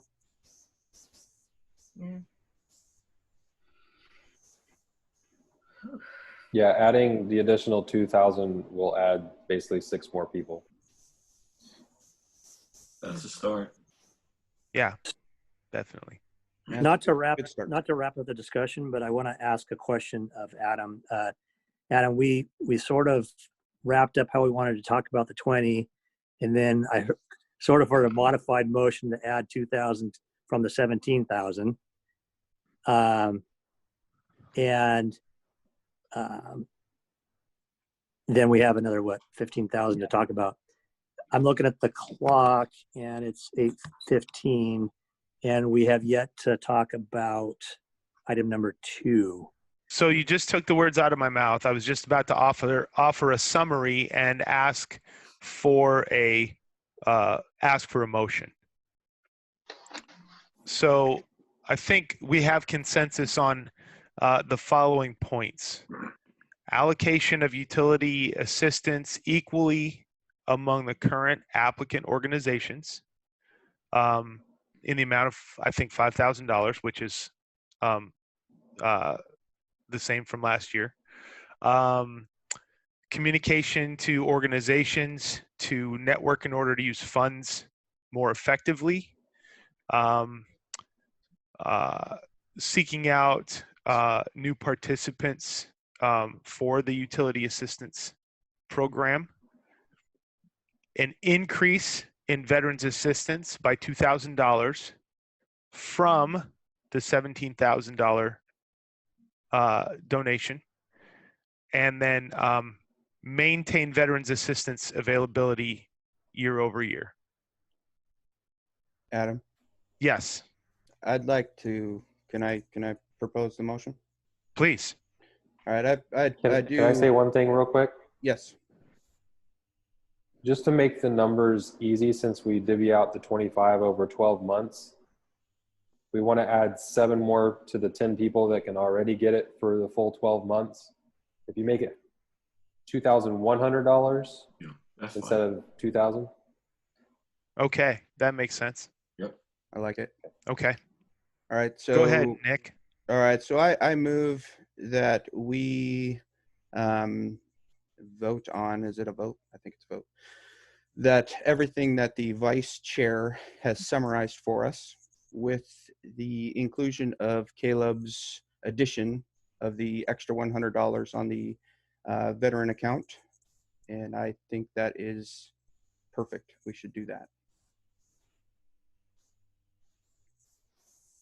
Does that pass muster, Matt? A second. Well, there you go. Okay. So all in favor of the motion as summarized, motioned and seconded, say aye. Actually, you know what? I'm call here. So give me just give me just a second here. Okay. So Ron, Aye. Ned, Aye. Nick, Aye. Lozelle, Aye. Bill, Aye. and Adam. Aye. Okay. Motion passes. Nice. All right. Thank you. Let's see. So I think we can safely move to item 2. Call item 1 and items 1 and 3 in new business duly discussed. Can I ask a question, Adam? Yes. And a question and an option. If we're going to close items 1 and 3, Mm-hmm. one of the questions still in my mind is, what do we do with the remaining unallocated 17,000? Yes. Okay. 17,000 minus 2,100, whatever that number is. I don't do math after 5. 17.8, so it's going to be about 15.6. So I mean, 15,585. Yeah, there you go. 15,585. Okay. So here's a question. Depending on how long this committee wants to go into the evening, that amount does there's a couple things that have to happen here. That amount can be just worked on tonight, or item number 2 can be, if the committee wants to meet a second time. If you want to go into a quick analysis of item number 2, we're basically talking that the council deferred increasing the rates until September 14th or 21st, excuse me. They are going to the rate recommendation that was presented to the council on April, I believe it was April 6th. Mm-hmm. Public hearing was made. Council I thought was a consensus that the recommendation was a solid recommendation, but due to the timing of COVID-19, they felt like they needed to wait to accept that recommendation.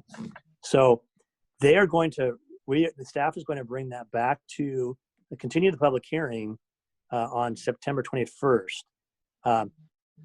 That does not necessitate as much action tonight if you want to reconvene before that meeting. Granted, nobody wants to have an additional meeting, but we've hammered out some good stuff in the hour and 45 minutes we've taken tonight. So just wanted to help you with my thoughts on the landscape of where we're at now and where you might want to go. But I see two remaining items. One is how to allocate the rest of the 17,000 minus the 2,100. And then two, any input that the committee wants to give back to the council before September 21st. Okay. So as far as that remaining 15,000 and change goes, that is, if I'm, correct me if I'm wrong, but that is set aside for, is that set aside purpose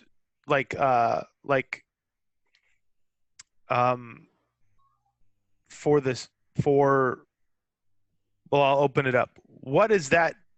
What are the possibilities of that being used for, besides what we just talked about having a reserve? Well, the external restriction sort of set up by the city was that those funds were donated for utility assistance. I can't remember. Okay.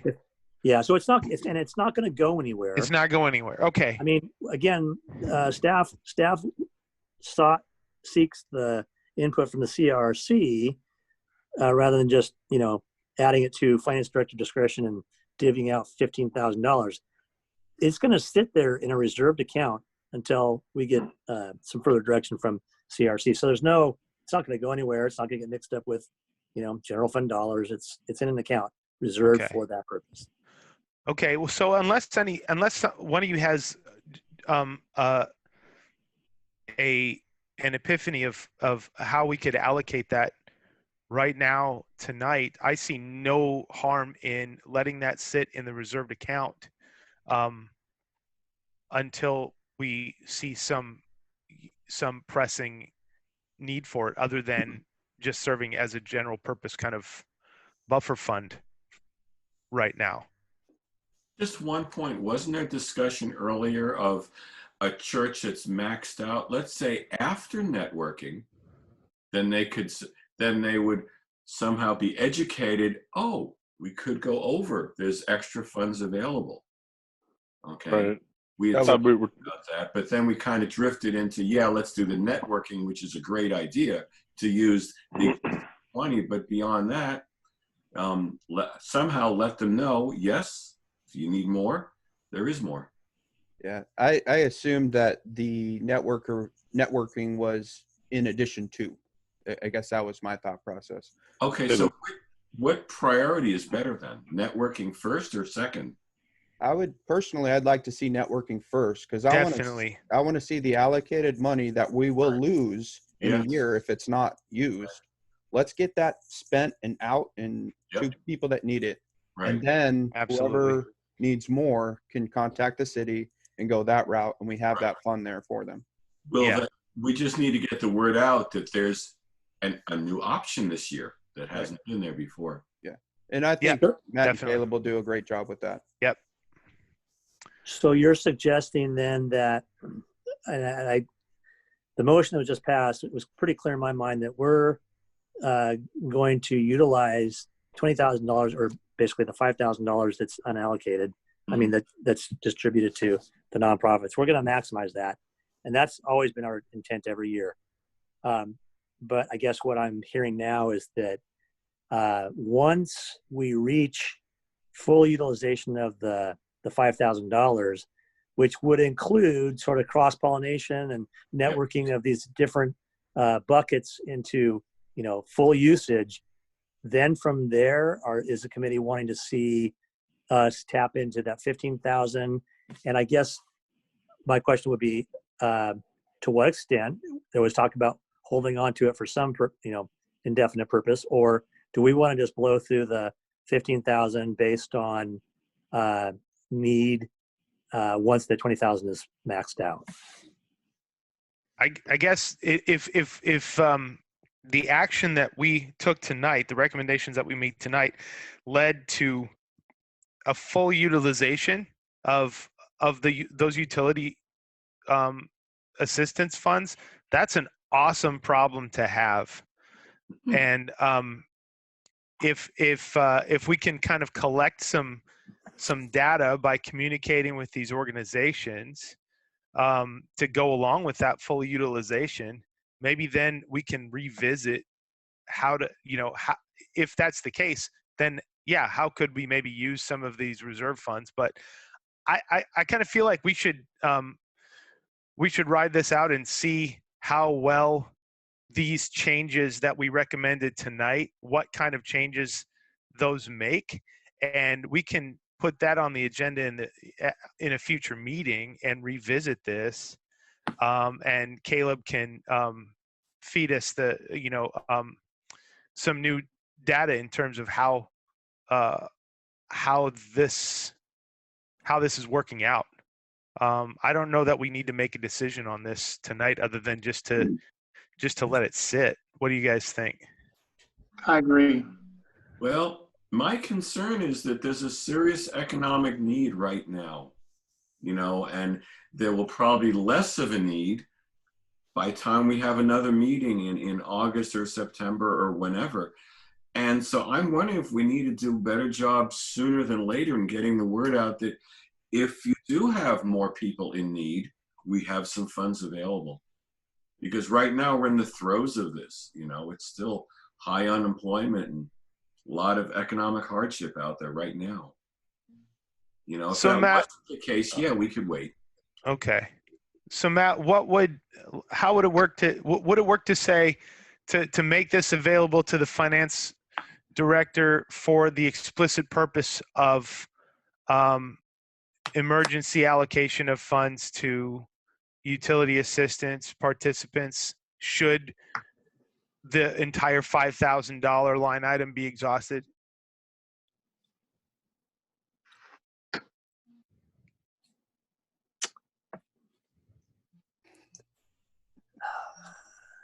I've stumped him, guys. Yeah, I That's guess the first. I guess it would. I guess I don't have a problem using those funds. I think that there's a couple different ways to do it. Within the existing program, we've got nonprofits. That's one outlet. We've got Caleb, that $3,000. That we run through the finance director discretion amount. There's veteran. We already increased veterans. If, to Ned's point, if we really want to get this out, it would not. I could get it all gone tomorrow. Just looking at the response, looking at the response to the Newburgh Emergency Relief Grant Program that we set up, not the utility assistance program, but once we knew the businesses were having a hard time, we got $250,000 worth of applications for $100,000 worth of available funds within a day and a half. So I can tell you, if we want to get it out today to the folks that have COVID related needs, we should do that. And we could set up a particular program to make that applicable. The reason I didn't go out and create a new fund or a new advertisement to do that was because I wanted you guys to have an opportunity for input. And I felt like we have utility assistance, programs through existing channels that we could use to distribute that extra $17,000. What we could do is, more explicitly advertise, probably beyond what we've already done for our ongoing utility assistance program. Every year we have $20,000 and we run the program and we get, increasingly better results year over year, but we don't blow through it. If we wanted to have a bulletin, we have a communications director just fresh on board in the last 6 months. she could craft something and say, hey folks, we have a utility assistance program. If you are, keep in mind, if you've got needs, whether it's through COVID related layoff, et cetera, she can get that message out much better than we've ever seen happen. And I'll bet we could direct people to the existing channels and increase, basically fully utilize that $15,000 within a month, 2 months, 3 months, whatever it is. So I think go ahead. for this year, it's absolutely mandatory for us to be thinking how to maximize the benefit. There's a lot of hurt and a lot of impact, and it's not going away. I don't know if we say that we're going to do this forever, but at least for this year, I want to put a motion forward. We have to do that. Yeah, the sensitivity that I have to that, and to Ron's point, is I don't want to feel the phone call 2 months from now to say, hey, what happened to that $17,000? Well, we're sitting on it. What? Yeah. Give me a break. I have a need. I appreciate the prudence. You guys are, fiscally responsible. I understand that. But considering the environment that was created, that was where the program was created for the donation, folks recognize that other people are hurting. They gave. I think they want to see those funds, 100% go out the door. And we don't even have any admin costs we can take out. We're not taking 4%, 15% that the other nonprofits take. Right. 100% of this can go out the door. And I think to Ned's point, I want to be able to myself, Caleb, you guys, look citizens in the eye and go, hey, you gave, we allocated. So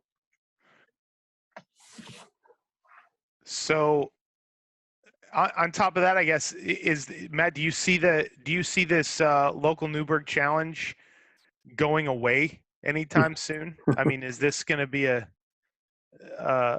command performance? Well, let's put it this way. That's a nice segue to item number 2. And $160,000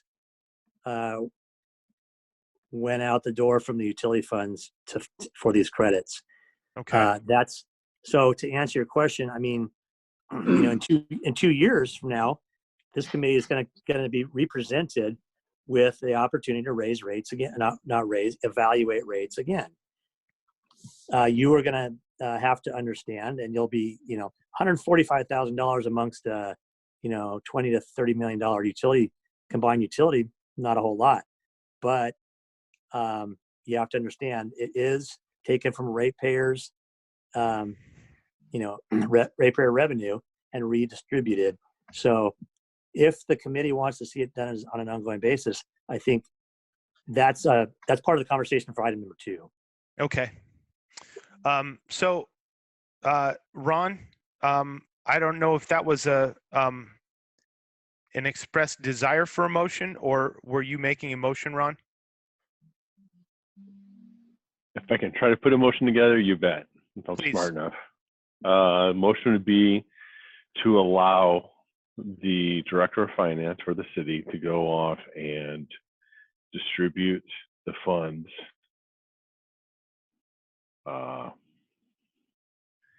help me out. Are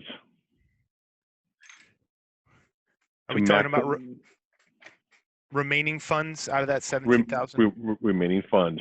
Okay. To ensure 100% allocation out to need.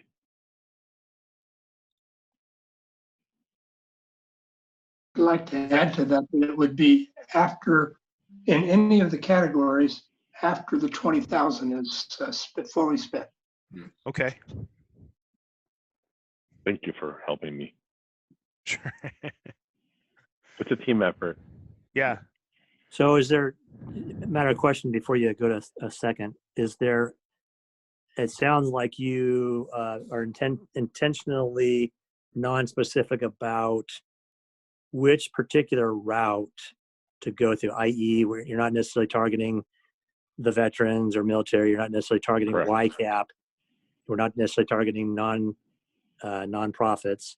And I'm completely fine with that. We can make it happen. No, Uh, very specifically non-specifying and specifying 100% allocation Got of available funds. We've Got got to help people. There is a massive. I can't look at anybody and not say we didn't do this. Yeah. I think we had a serious failure.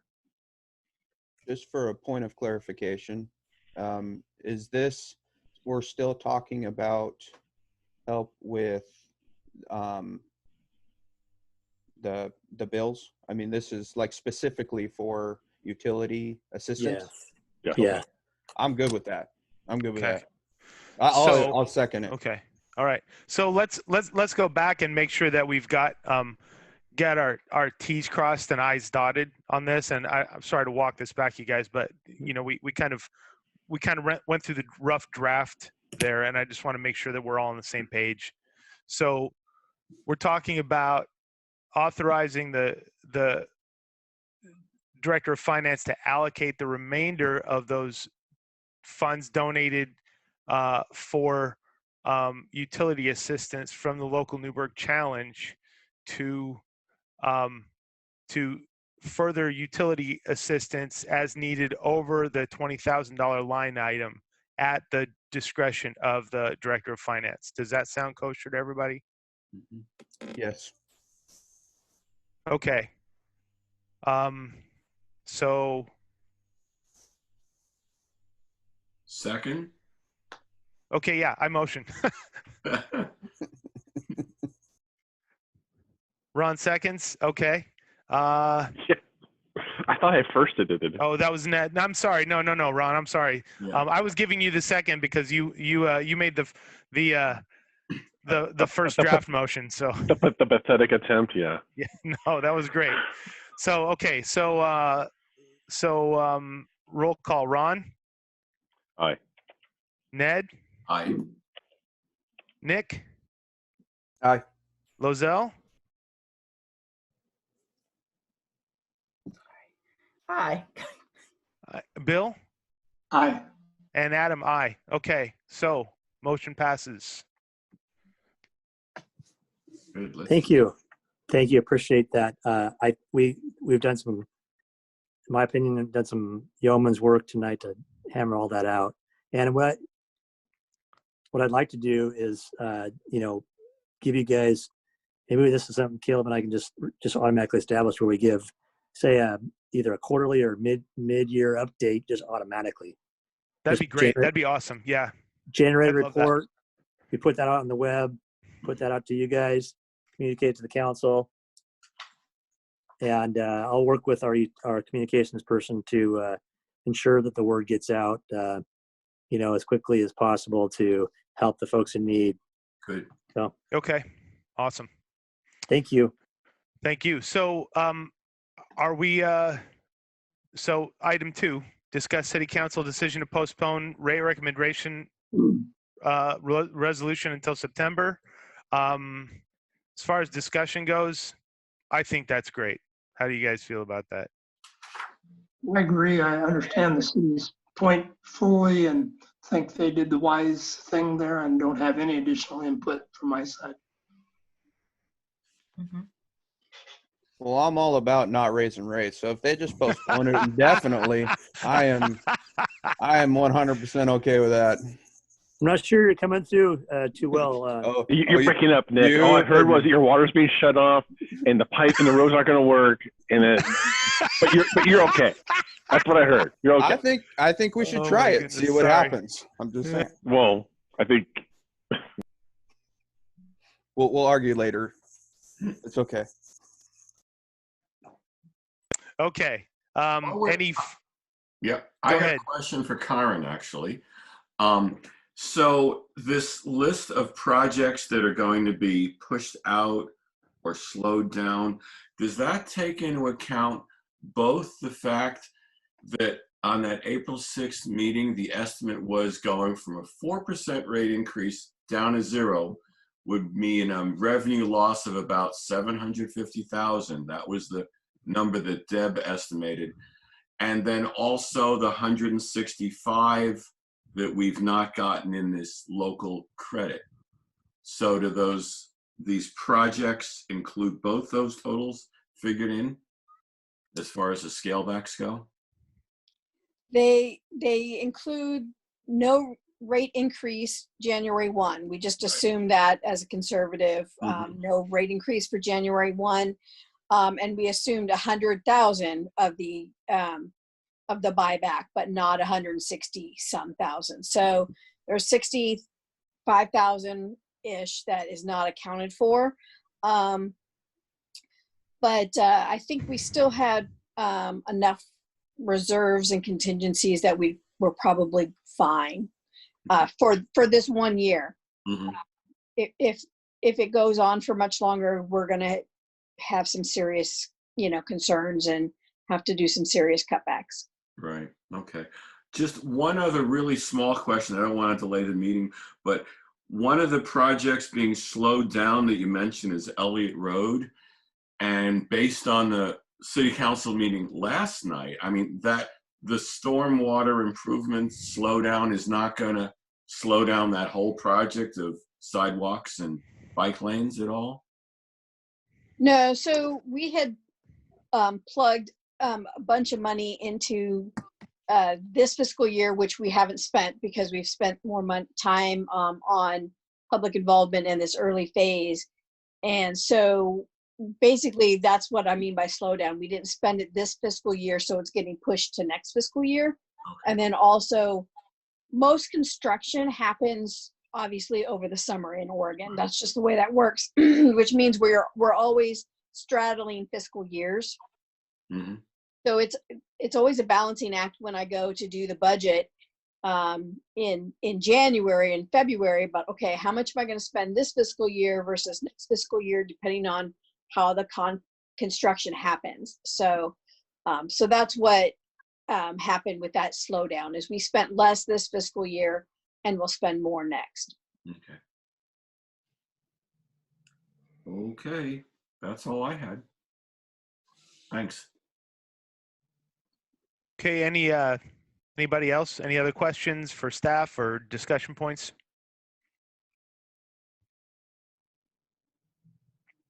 Okay, well, I'm going to call item 2 closed then. And I think that's it. I don't think, Matt, we don't need a motion to adjourn, correct?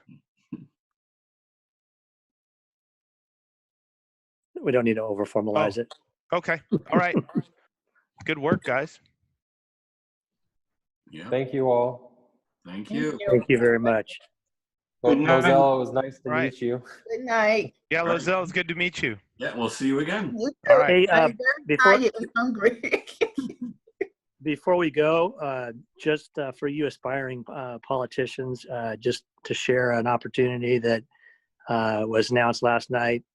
Councilor Patrick Johnson resigned from the council for family and health reasons.